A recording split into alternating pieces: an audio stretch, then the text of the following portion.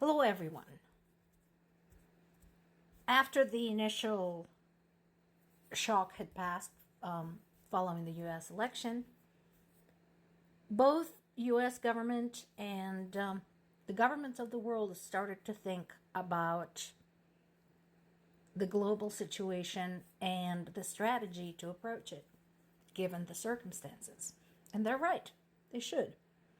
And so what I find interesting, and I've seen this across sources, across various opinion pieces, is basically this message. And we'll talk about this in a minute. Resetting our baseline here, Russian position is clear. They are refusing to negotiate unless they get to keep 1/5 of Ukrainian territory. BBC, Institute for the Study of War, and Al Jazeera, even though I disagree with their content and their position, but they have good maps.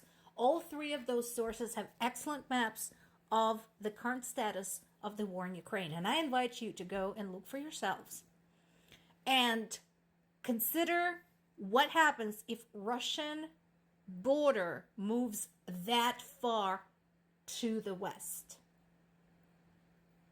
It's not anything deep, it's physics.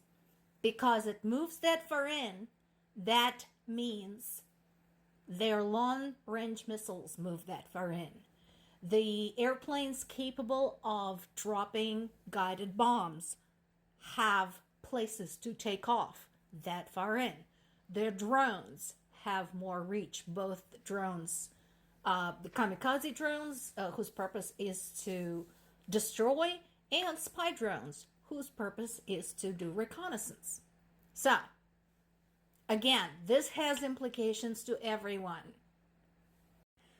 And again, Wall Street Journal, not my favorite publication ever, but this is correct.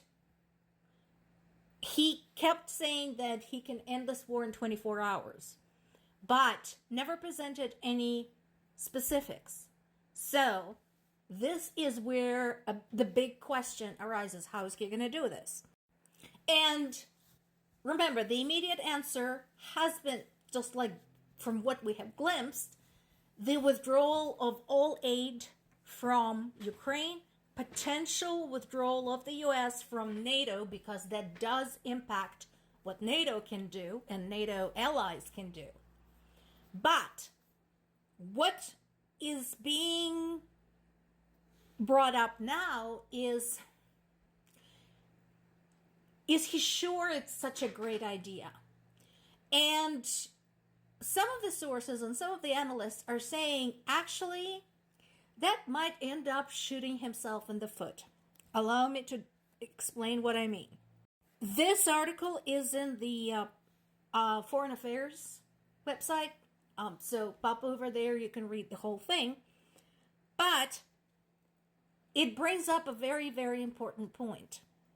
Sure, it would be easy to just pull the aid from Ukraine, pull out of NATO, and sit pretty and let Russia do whatever. And then, the 2 points I talked about yesterday, basically appease Russia by letting them keep Ukrainian territory and promising them that U.S. would oppose, if it stays in NATO, that it would oppose Ukraine's joining NATO. However, the problem with that is that for the rest of the world, that situation, if Ukraine loses the war, even worse, if all of Ukraine becomes invaded, that is going to not look like a Ukrainian loss, but it's going to look like U.S.'s loss by association. Like it or not, for a long time, U.S. has been viewed as a global force to reckon with, particularly a global force to stand up to what used to be the Soviet Union and then later to Russia, because Russia, too, has aspirations of world domination and being a very large geographically power with nuclear resources. Yeah, they want to do this. So the loss in Ukraine will be viewed as a weakness on the part of US and will embolden Russia, even if it's no longer Putin's administration. It depends, we'll see. But all in all, will embolden them to continue their policy of harassing and or invading their neighbors. And their neighbors are some of US allies and some of the people that generally US would rather not piss off. Consider Russia's allies, China. Trump himself said we are in competition with China. He is now threatening to put tariffs on Chinese goods, among other foreign goods. Iran. I don't need to explain to you why showing a sign of weakness to Iran by the US is a really bad idea. We have some bases in the Middle East, and that will make them extremely vulnerable. And what does that mean? No bases, no contacts on the ground, no intelligence, and we basically lose our eyes and ears where we need to keep an eye on the likes of Hamas, Hezbollah, Taliban, Al-Qaeda, etc. Mongolia, perpetually wedged between Russia and China, that could get interesting. Japan, with its territorial dispute between Japan and Russia over the Smoking Isles. North Korea. Do we really want to show a sign of weakness to North Korea? And South Korea will be cut off. They're technically our ally, but if it's, we have North Korea, Russia, and China sitting between us and them.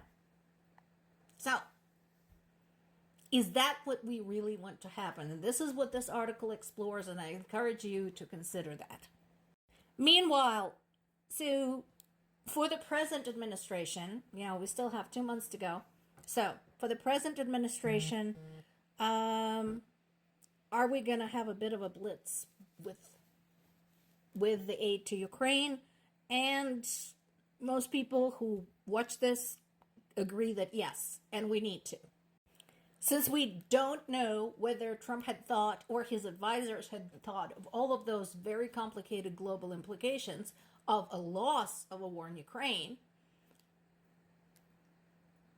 the Biden administration is likely going to release everything they can humanly release to Ukraine. Again, the big question remains, are they going to let us use the long-range missiles against targets located in Russia? I suggest that they should, but I don't know that if they will. Zelensky and his administration are trying to make overtures to Trump. He did say, Zelensky did, that he will work with whoever gets elected. So he understands that he's kind of in a slippery position right now. We'll see what comes out of that. And then there is this piece, and that talks about Europe already also anticipating the severe cut in the aid coming from the US. So they are bracing themselves for in that event, and they're starting to restructure their strategy when it comes to all things Ukraine. As we said before, basically they have more incentive. They're right there. Geographically, they're right there. They have the front row seats to the whole thing. And, of course, from their standpoint, again, any movement of Russian border closer represents clear and present danger. So, they're definitely looking at what can be done. One of the biggest developments now is deciding what part of the aid to Ukraine is going to be a loan and what is going to be a grant.